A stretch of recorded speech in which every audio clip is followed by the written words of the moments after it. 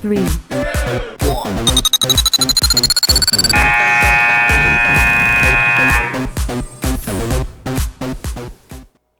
Good late afternoon, early evening to everybody. Welcome inside the park once again, along with Ryan Thies. I'm Barry Nelson, here to bring you all the Major League Baseball action of the past week. And Ryan, you're back from assignment. I am back. Love the fact that you're here. Week off on just some scheduling conflicts. Are you going to tell everybody what you did? I just work for the Brewers. I just work for the Brewers. Yeah, just no grounds biggie. crew, but that's pretty cool, though. Separate life. I like talking about it a lot. Well, yeah, more. I mean that's a badge of honor. I get to be on the field for most home it's games. We get to watch the entire game, so that's do you definitely a plus. Do you have to watch from like a certain area? Yeah, we have a break room though. We usually just watch it on the TV. Oh, that's fun. You get to watch it on TV. You don't actually get to sit in the stands or anything like that. I mean, we can, but we choose not to. Well, today's show, we are going to go through what was the week in Major League Baseball. We're going to be joined by Dara Bitler. She is out in Denver. She's going to give us some insight on some of the happenings going on. A lot of stuff going on in Major League Baseball. We're through the first month of the year, and some of the craziness has kind of subsided a little bit. We had a lot of crazy, and we talked with Scott Wisniewski last week as he was admirably filling in for you regarding some of the stuff happening. Just craziness. But now it's kind of settling back, and we'll talk to her about that. We'll talk about Rookie of the Year candidates. We'll also talk about some injuries happening, a lot of injuries happening to some significant people. But first of all, speaking of injuries, our first go-around when we go on our stadium tour here, some of our biggest headlines, let's talk a little bit about the Nationals. They activate Trey Turner, who's their shortstop. He had a little bit of a hamstring, thought he was going to be out for a little bit longer, but he's not. Then all of a sudden, what happens? But Adam Eaton blows out his knee running to first base. Yeah, that's going to be a tough loss, especially defensively. Real good defensive player is Adam Eaton. But, I mean, the Nationals, they're playing really good baseball right now. Yeah. The loss of one player isn't going to be detrimental to their entire season. So don't hit the panic button right now. They're in good shape. If this were ever to happen, they're in decent shape. Especially when you're scoring 23 runs a pop. I mean, we'll it talk was against the Mets. Right, we'll talk about Anthony Rendon and his record-breaking day. But, I mean, Adam Eaton is a guy they traded for. Here we'll see the clip of him trying to beat out. And he actually did beat out the throw, but he just kind of crumbles in pain right there. And I've seen that happen being a basketball coach where people just go down and they just land awkwardly, and it's just a joint. And it's you can see the reaction of the fans. Unfortunately for them, they traded for Adam Eaton, and Bryce Harper, when they traded for him, said, wow, this is a guy that we can really use. And unfortunately, he's going to be gone for the year. He got unlucky there. He's just trying to reach to the base. It was in between steps, and he tried reaching a little bit too far, just extended it, got it in a bad angle. But that's how Adam Eaton plays the game. He plays it 110% at all costs, even just trying to beat out this infield single. And just that's a very unfortunate thing to happen. But he was playing to the best of his abilities, and that's just something that's going to come when he just tries your absolute max all the time. One of those spark plug kind of guys. Yeah, he's not definitely. real tall, not real big, but he will give everything he has. So we wish him well. And we know the Nationals aren't going to do too bad without him, even though they're going to miss him quite a bit. On Saturday night, the Dodgers, back-to-back home runs in the ninth to tie the game, and then they win on a two-out single. You have Yasiel Puig, is it Cody or Corey? Cody Bellinger. And then Eric Turner go back to back to beat the Phillies, or to tie the Phillies and then beat the Phillies eventually. But man, that's a way to come back. Yeah, that is the definition of clutch, is to just have three solo shots. The saying kind of goes, solo home runs don't win ball games, but in this case, 3 of them in a row. That is going to win you a ball game, especially at home in front of that crowd, and you got some in front of what crowd? There was no crowd. We're going to take a look at the LA crowd. Yeah, we're going to take a look at the scene right here, and look at how many people are behind home plate. I suppose those are expensive seats. But you had quite a few people in here. Those people sitting there don't care about the game. That's true. In LA, it's just a little. And bit they're not in first place. They're not in first place right now, so nobody really cares. This helped sweep the Phillies. Yeah. End April on a 4-game winning streak. They got some momentum going into the month of May. We'll discuss that later. But it's the Phillies. It's still a Major League Baseball team. It is true. It's true. Tiffany says grounds crew is a badass job, so apparently you're a badass. Thank you. That's awesome. Trying my best over here. We talked about injuries. Another significant injury, Noah Syndergaard. He was scheduled for an MRI on Friday because of soreness in his biceps and shoulders. Thought maybe a little bit of a dead arm, some discomfort. He said, "No, I don't want to. I don't want an MRI." And the general manager said, "Okay, well, we can't really force you." So he threw a bullpen session on Saturday. On Sunday, yesterday, he came out, thought he was fine, bottom of the second, throws a pitch to Bryce Harper, second pitch of the at-bat, starts holding his side. Thought, man, tore something.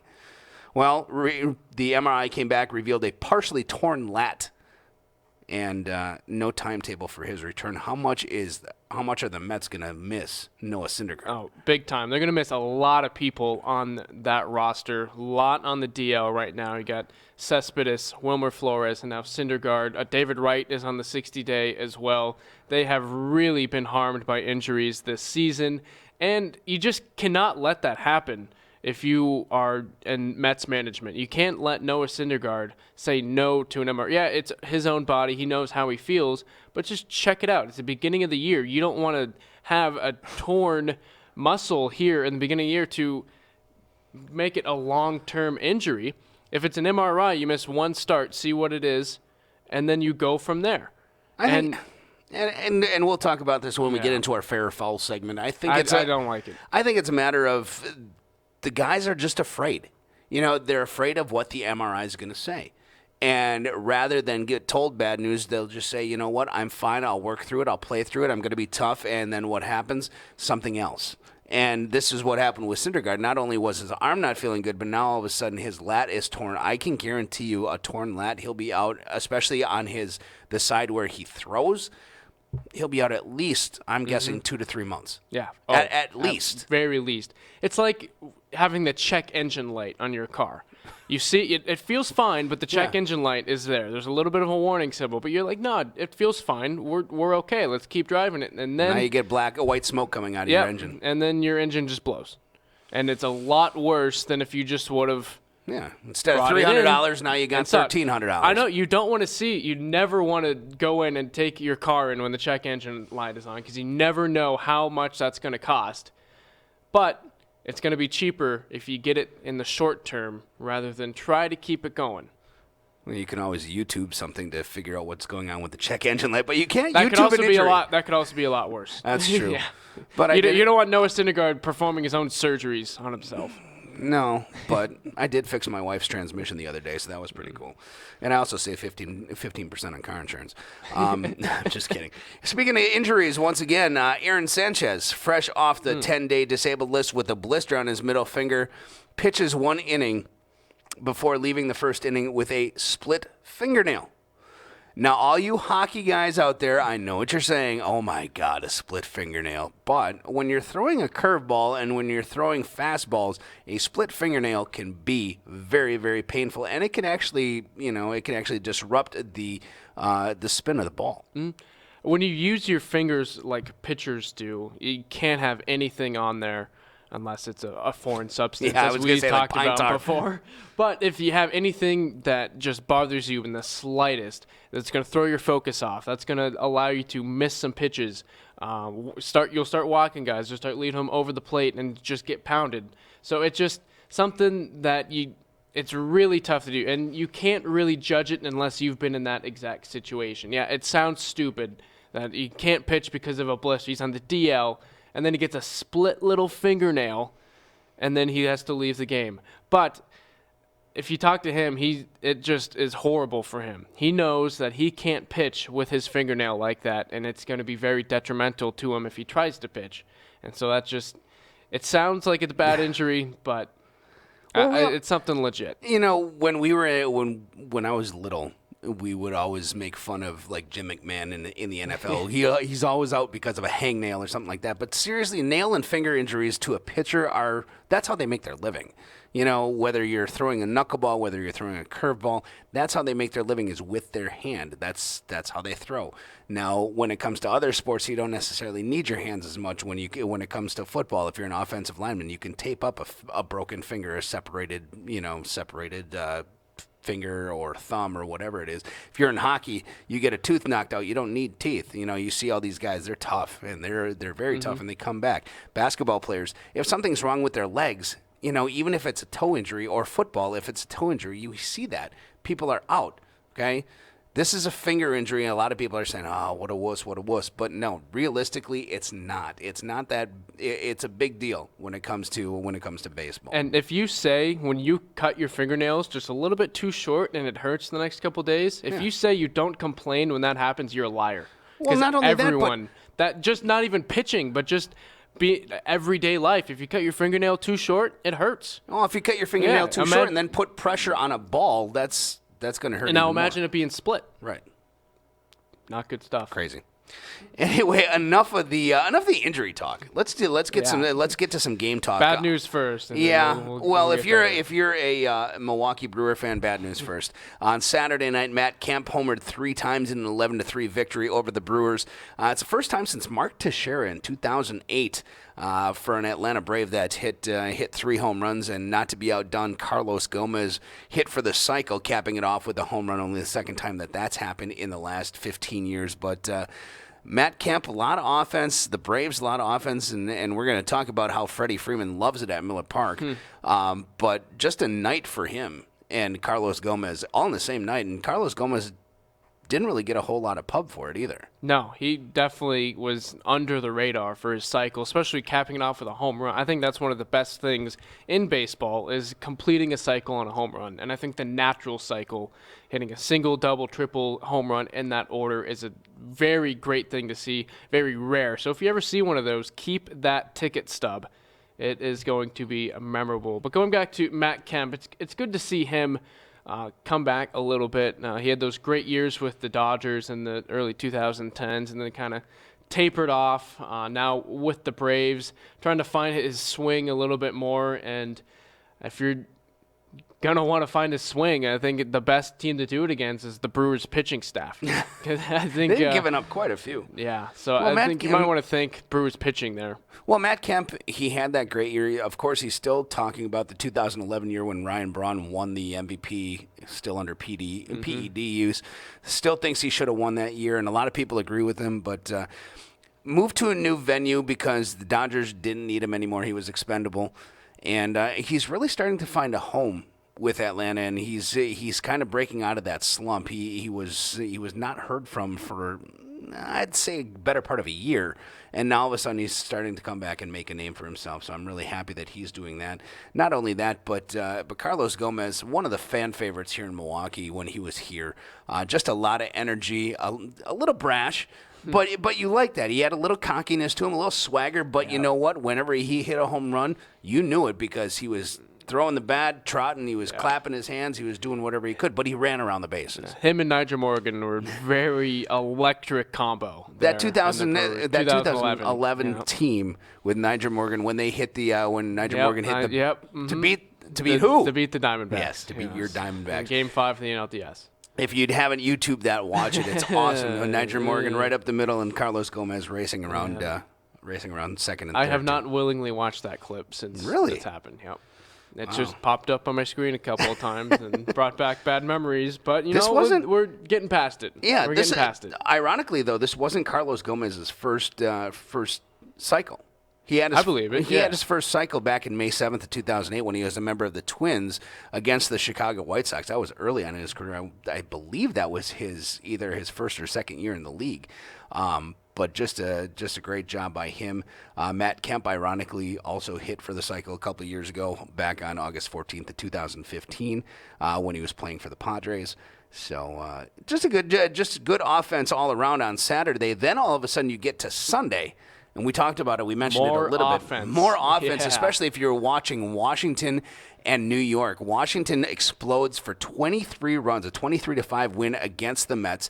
The Nats hit 7 home runs, including 3 from Anthony Rendon, who went 6 for 6, 3 home runs, 10 RBIs.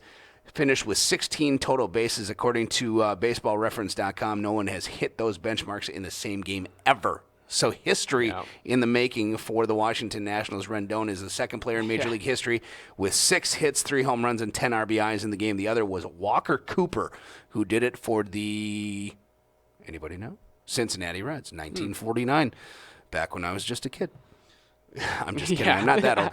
But just a day for these Nationals, not just for Rendon, but I mean for the Nationals in general. Who would have thought it was Anthony Rendon to set a record? You would like have thought that, Bryce to do Harper, that? Ryan Zimmerman, somebody. Yeah, Bryce Harper is the obvious choice there for him to do that, but it was Anthony Rendon. And my favorite part about this was his post-game interview on the field.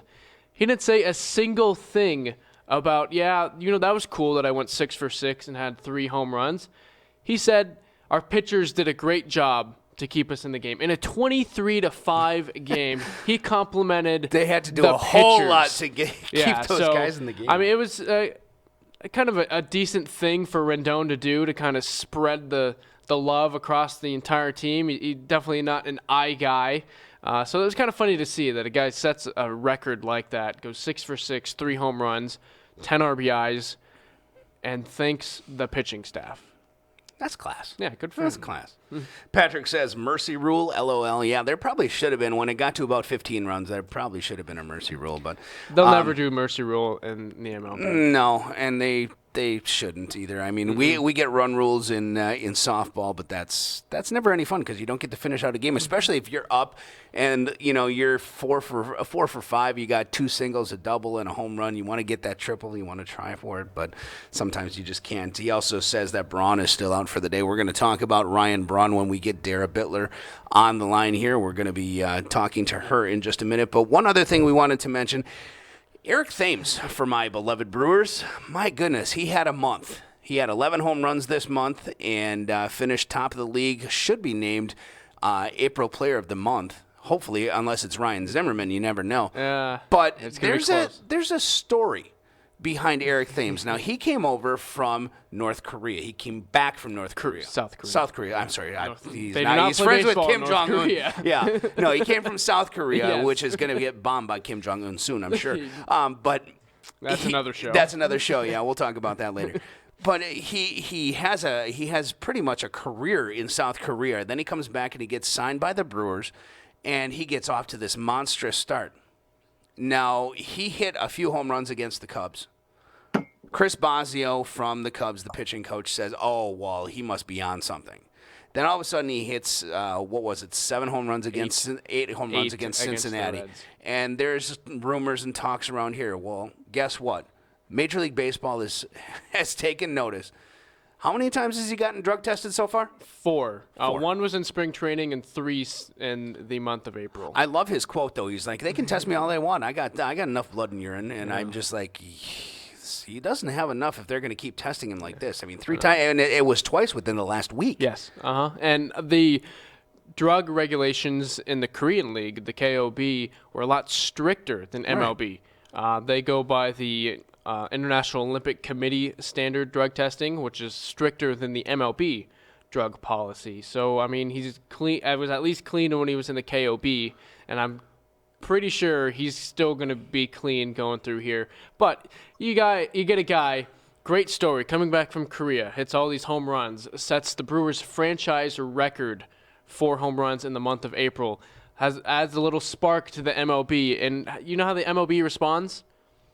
Let's see if we can find a way to suspend this guy. Yeah. Let's see if we can get him out of the league. He's great for the league. And if you take a look at pictures from him a few years ago when he was first in the league, he actually looks bigger back then than he does now. Mm-hmm. So give him credit. He's taking this with taking everything they do with a grain of salt. He's he's coming up with ways to kind of laugh this off, and he's doing the classy. That's all you can do. Yeah, and he's doing the classy thing to where he's abiding by their regulations. He's taking their drug tests and just kind of making light of it. But we'll talk about that later on. But we want to bring in our MLB correspondent, Dara Bitler. She is joining us live from Denver, Colorado. Dara, thank you very much for joining us, and welcome to Inside the Park. How you doing? I'm good. How are you guys doing? We're doing absolutely fabulous, talking about Major League Baseball and a few things that happened over the weekend. Man, that Nats game against the Mets was crazy yesterday, wasn't it? Oh, my gosh, it was. So many crazy games this weekend, though, for sure. Absolutely, and it's been a crazy month, but things are kind of back to normal. The Cubs and the Indians are finally back to leading their respective divisions. The Nationals are starting to pad that lead a little bit, as we saw. But what the heck is going on over in the NL West? We know you're in Rocky country. What's going on with the Rockies, the Diamondbacks, the Dodgers? There's kind of a shift going on here, and the Giants are really bad. What's happening in the NL West? Yeah, it is crazy to think about, especially when you consider the Rockies. I mean, they were really bad last season, and the Dodgers. Where in the heck are the Dodgers? Like, this is something that catches me off guard. But the Rockies, I've been watching a lot of Rockies baseball since I got to Colorado. I actually got out here in August, so seeing what the Rockies have done in the offseason really has made a big difference. I mean, you've got Greg Holland, who's now at 11 saves. 11 for 11, so he has made a big impact for them. I think that was their biggest problem last year, was they couldn't close out a game. I mean, they can flat out hit the ball. And then you talk about their rookies. You got Syndergaard, which I can't say his name. That's all right, neither can we. But those guys, I mean, they're flat out doing work as rookies, so it's really impressive to see what they're doing. And then the Diamondbacks are right there with them. I mean, that is a tight race.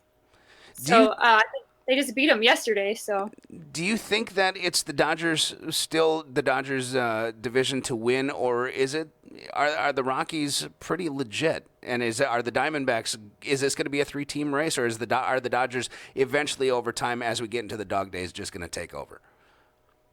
Oh, I don't buy that. I would say that the Rockies and the Diamondbacks, it's going to be a 2-team race. I think the Dodgers are honestly going to kind of just fall off the rails this season. Maybe kind of what the Royals are doing in the AL. So, but don't quote me on that. Well, Patrick says that they finally got rid of Walt Weiss, too. How big has the managerial change been? Huge.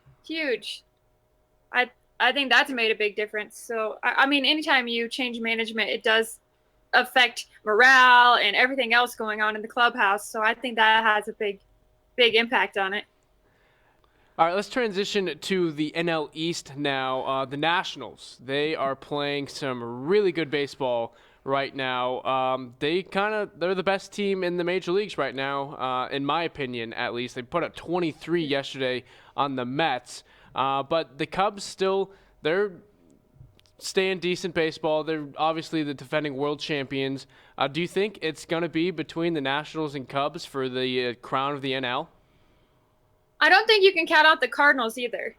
I think they're kind of hanging right there in there. So the Nationals are rolling. I think later in the season, it wouldn't be surprising to see them up 20 games on the division. I mean,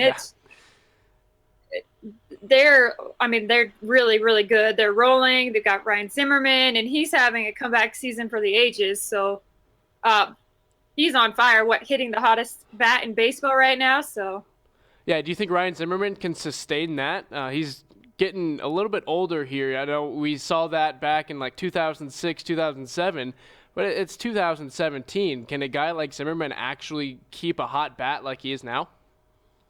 I mean, it's May. We're at May 1, so it's kind of hard to see what could really happen right now. May, I kind of get my hopes up in May, or kind of just get into the depths of despair, because, I mean, I'm a Royals fan, so right now my team's on a 9-game losing streak with no sign of improvement. So I think that it'll be interesting to see how long Zimmerman can actually sustain his hot bat. I mean, it could go on for a while. That's for sure.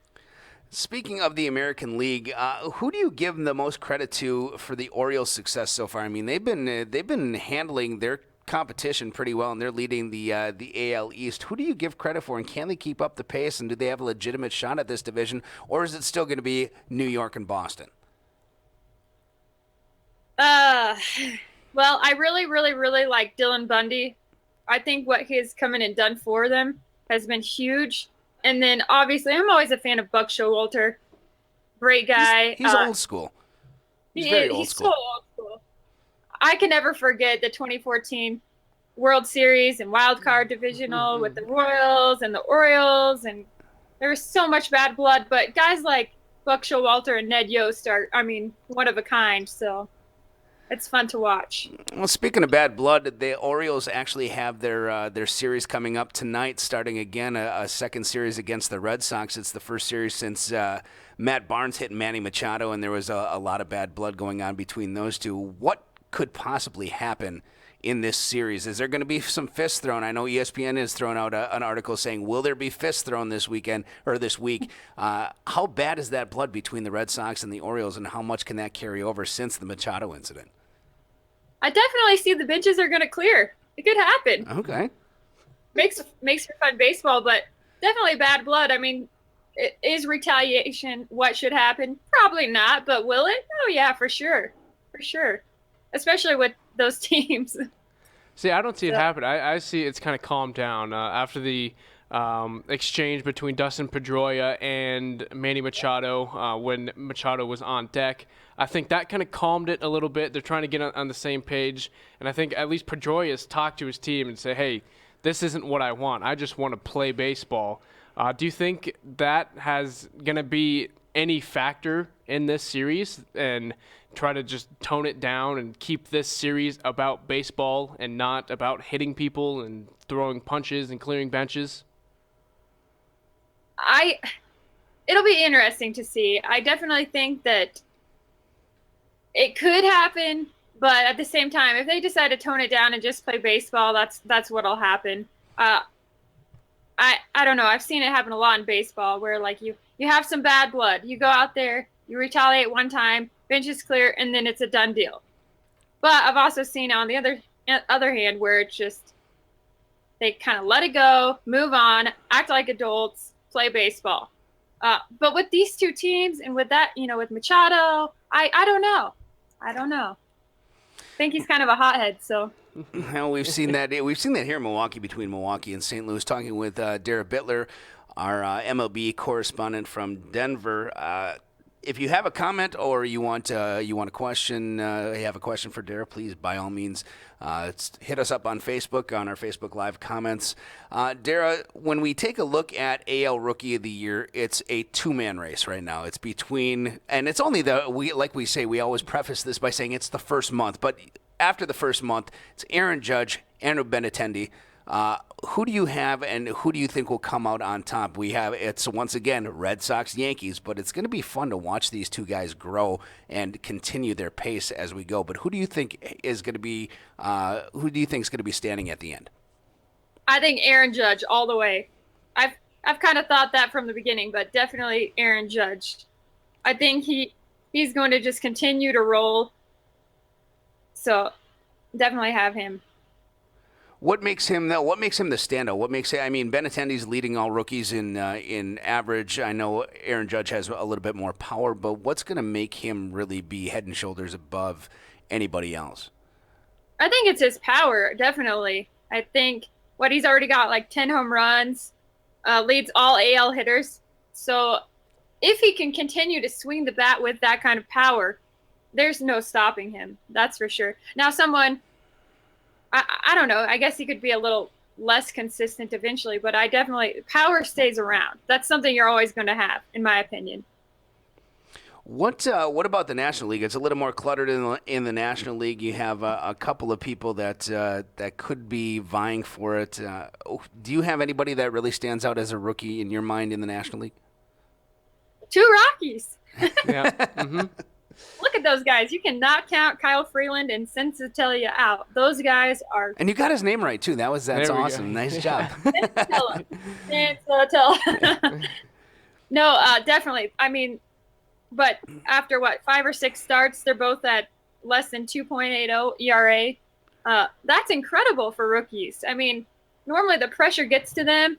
They kind of lose their command, but both have really sustained command and help their teams get wins. So that's big for the Rockies. And then I think Kyle Freeland, wow, I can't talk. Kyle Freeland right now has the highest ground ball percentage in all of baseball. He's at 16 strikeouts early, so a low amount of walks. So I think those are your two front runners. And it's interesting. They're both from the Rockies, but it kind of makes sense for what the Rockies have done so far. Yeah, and I think those two guys, especially Freeland, they are the main pieces of why the Rockies are so successful right now. Do you think those two guys can sustain for the rest of the season? I know you see sometimes rookies, because they're kind of caught off guard, they don't have the scouting reports on these guys. They have a good little beginning portion, but then taper off. But some of these guys are looking hit good. the wall. Yeah.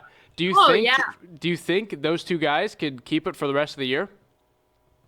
I think they definitely can. They have been under like tremendous pressure so far. I mean, Kyle Freeland's a local guy. I can't imagine how that would be to go out on Coors Field. You grew up in this area and you get to pitch in front of your home crowd. I think that would be a huge motivator for you, especially like pushing forward. You've got your home community behind you and you're just having fun. So I think that plays a big part of it. And it's really fun to watch these guys. I mean, I've always thought the Rockies had a great bats. They've hit the crap out of the ball, but when it comes down to pitching, that's something they could never sustain at all. And especially when it came to their bullpen. And now they've got all the pieces. I mean, I made an early season prediction that the Rockies were going to make the playoffs. So we'll see. Well, I definitely think they could sustain, though. Well, I hope so, for your sake. I mean, being out in Colorado, that's fun, especially since you have the Broncos to cheer about in the fall. Oh. So. But Patrick on Facebook says, Dara, being a Royals fan, you should know that bad blood doesn't go away quickly. For instance, Royals versus A's. Oh my gosh, that's exactly what I was thinking as soon as we talked about that. I mean, definitely understand it being a Royals fan, but I think a lot of that had to do with Yordano Ventura, and he's not around anymore, sadly. Unfortunately, so, right. That brought a lot of bad blood. He was really a big hothead, but man, that's how the Royals got their magic, I think. Kind of being the bad boys of baseball. And they took after their manager, I think, a little bit. Paul says, how will Ian Desmond impact an already hot Rockies team now that he's healthy? That's huge. I mean, oh my gosh, it's crazy, all the pieces that they have. I mean, they have so many weapons, and I think that's huge for sustainability. With like Chad Bettis going on DL fighting cancer, and then the rest of the pieces have just filled right in. I mean, you already have like guys like Charlie Blackmon, Carlos Gonzalez, Trevor Story, Nolan Arenado. I mean, those bats are so hot, and then you've got all the pitching. It's awesome. I've never been a Rockies fan. I'm sorry for Rockies fans out there. I've never been a Rockies fan. Not too many people have. No, because they've never been a good team. But I mean, it's hard to deny good baseball, and I'm a baseball fan first, so it's really fun. I don't know. I was a fan of Larry Walker and those Colorado Rockies. Yeah. They were fun, and it's always fun to watch fly balls fly out further because of the thin air. And the whole Rocktober thing's kind of cool too. So they got that going for a good little pun. You heard Rocktober before? I've never heard of Rocktober. Anytime they make the playoffs, they just call it Rocktober. Oh, okay. Anyway, still sticking in the National League. This weekend, Freddie Freeman was playing with the Braves at Miller Park. And on Friday, he actually had a go-ahead home run to win that game. They came their back. second comeback from 4 runs down. He did really well hitting the ball. But he said after Saturday night's game that Miller Park was a poorly lit field, like a Little League field. What do you make of those comments? I don't think you should say that. I think that's the unwritten rule in baseball. Like, as a player, you shouldn't say that. It is what it is. every field, every stadium is different, and it is what it is. You got to make adjustments, right? Right, yeah, exactly. He's not the only person to play in Miller Park this year or ever, and he's the first one to really comment on the lighting. And how bad of lighting can a major league park have? Exactly. I think it's just him kind of throwing a fit, so. Well, and the thing with this with Freddie Freeman is he called it a little league park, but then one of my friends said that, you know what, if he was to continue playing at Miller Park on this pace, he'd be on pace for 51 home runs this year. And that's crazy, but it is. I believe it's crossing a line too. I don't think you badmouth other people's parks. I mean, he doesn't come in and say, not publicly, hey, right? He doesn't come in and say. You don't have like a Ryan Braun or somebody else saying, "Oh man, SunTrust Field is just crap." The dirt there is just horrible. The grounds crew sucks. You don't have that. I want someone to say SunTrust Park lighting is too bright. Yes. I want someone to come out and say that. That would be awesome.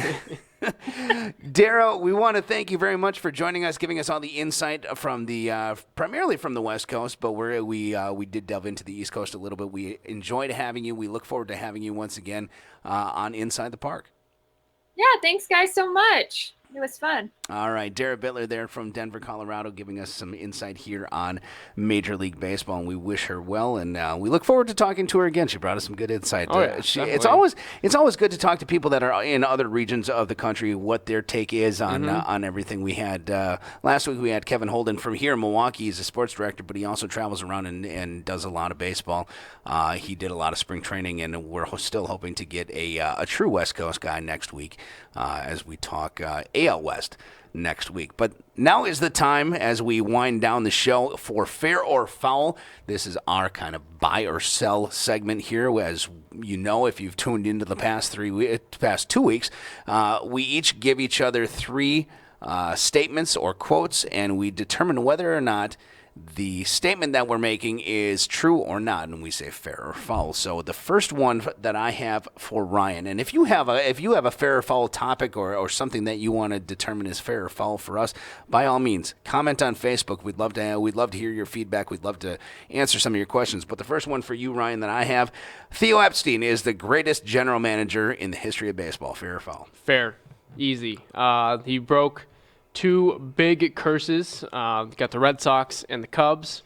You can't argue with the facts. There's such a long drought building the teams, building the Cubs from where they were at the time that Theo Epstein took over to becoming not only World Series champion, but they've got such a fun atmosphere around them. A great manager. How they got him to go from Tampa Bay to the Cubs. To move for very stable job in Tampa Bay. Everyone loved him down there. He loved it down there. Joe Madden, and now he's with the Cubs, having a great time. That's kind of fueled everyone around it, and that was all Theo Epstein. And I think he's done as good of a job as you can do, and getting good draft picks from Chris Bryant. He wasn't part of the draft of Anthony Rizzo, but still keeping him around. Some good trades, getting John Lester, getting the guys to win Chicago a World Series, and that's all they wanted. Hopefully they can be content for a while.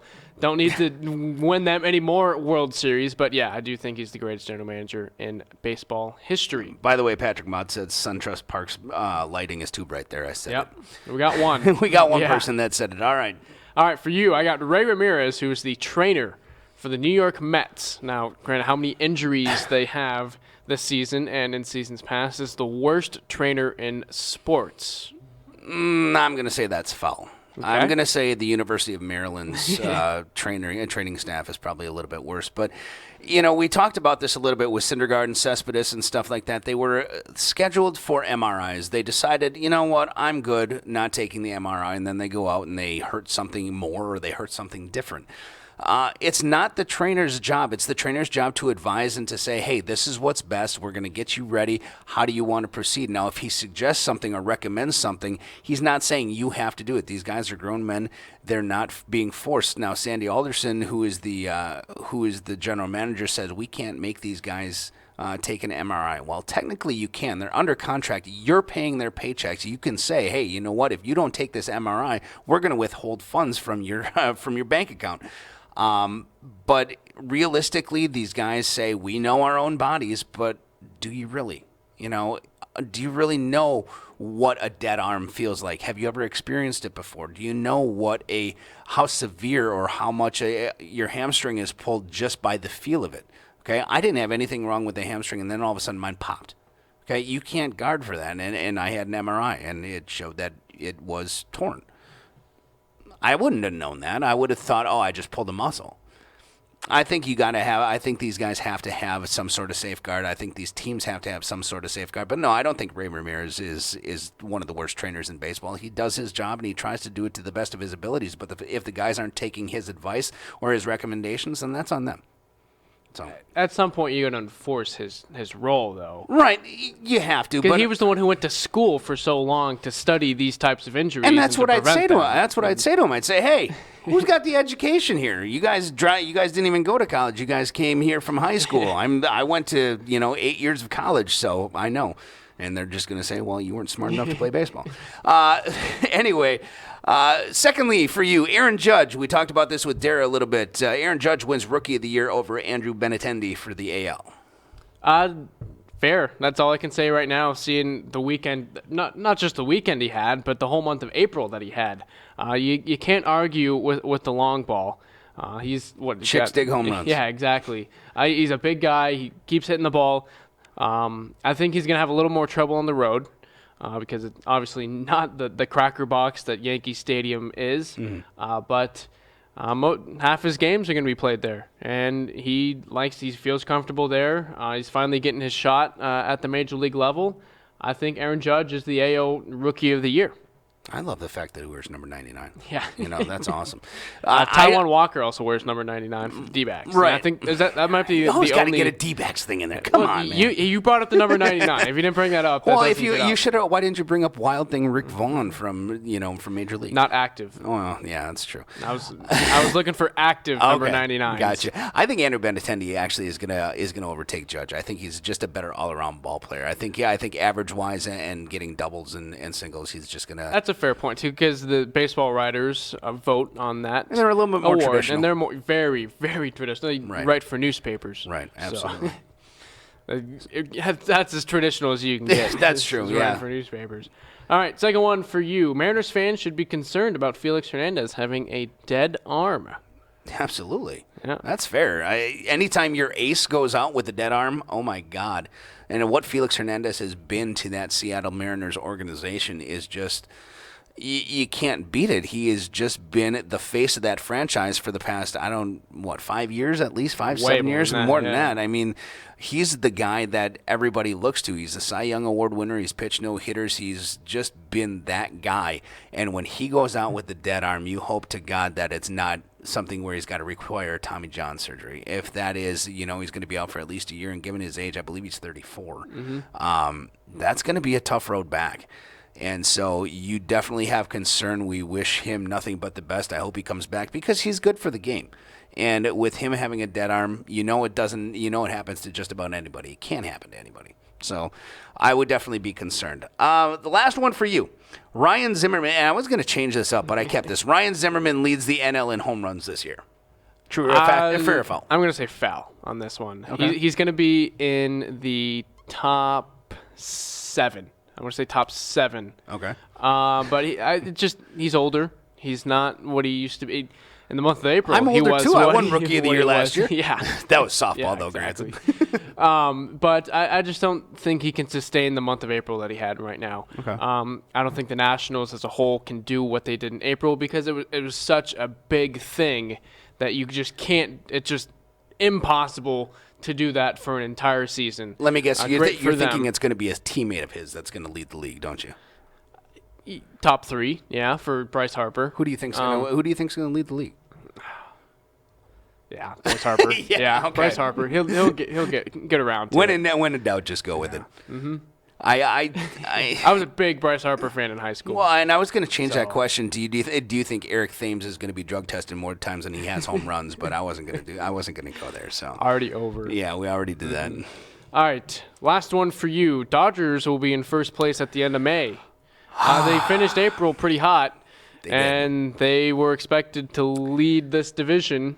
It's so hard to predict, especially since Colorado is playing so well and Arizona is playing very, very good baseball. But taking a look at taking a look at the schedule real quick, you take a look at Colorado's schedule. Okay, they have a nice 12-game homestand where they play Arizona, they play the Cubs, and they play the Dodgers. That's a tough schedule. They also go on the road and play the Twins, the Reds, and the Phillies. So they got a chance to actually have a pretty good month.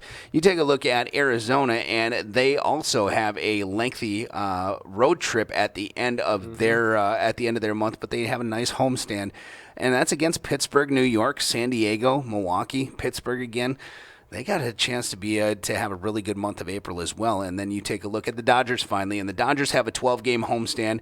They have a 9-game road trip, but it's to San Francisco. It's to Miami. But they do finish out with the Cardinals, the Cubs, and the Cardinals once again at the end of the month of May. So I'm going to say foul. I'm going to say that the easy answer. I'm going to say Colorado is probably going to still be leading. Okay. With Arizona not too far behind, and I think the Dodgers are going to be right there. I think it's going to be a 3-team race. I think it's going to be probably about a game and a half, 2.5 game lead at the end of the month for the Colorado Rockies. But I think, like I said, Dara didn't agree. But once you get into the dog days, I think that's when the Dodgers are really going to kind of lull people to sleep, and that's when they're going to overtake everybody.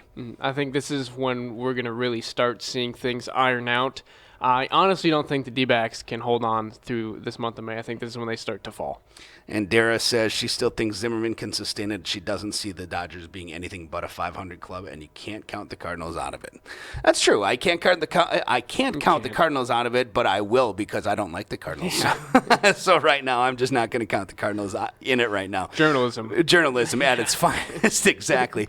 But we're going to have to wrap it up for this week. We had a fun time inside the park, and we always enjoy talking Major League Baseball. We wish it was more than once a week, and maybe it will be once the dog days of summer hit. We never know. We'll have to talk to some programming about that, but we enjoyed having Dara Bitler on. We will look forward to having everybody else on coming up these next few Mondays. We will be back here once again next Monday from 5 to 6 Central Standard Time, so be sure to set your, I don't want to say you can't set your DVR, but set your alarm on your phone or set something on your computer. A reminder. Hey, Siri.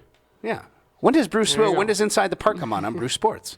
I wonder if she'll say anything. 5 to she'll 6. She'll probably say, "Let me check that for you." But it was fun today. It's always fun talking Major League Baseball with Ryan Thies. Ryan, once again, always a pleasure. Good to be here. For our producer and our engineers, David Bobke and Baxter Copeland, we thank you very much. For Ryan Thies, I'm Barry Nelson saying so long. Be sure to tune in to Brew Sports tomorrow for halftime and Morning Brew to kick off your day. You also have Pick 6 coming up tomorrow, as well as Double Dribble coming up tomorrow night. So a whole list of good programming here on Brew Sports. Once again, for our crew here, I'm Barry Nelson saying so long. We'll see you next Monday inside the park.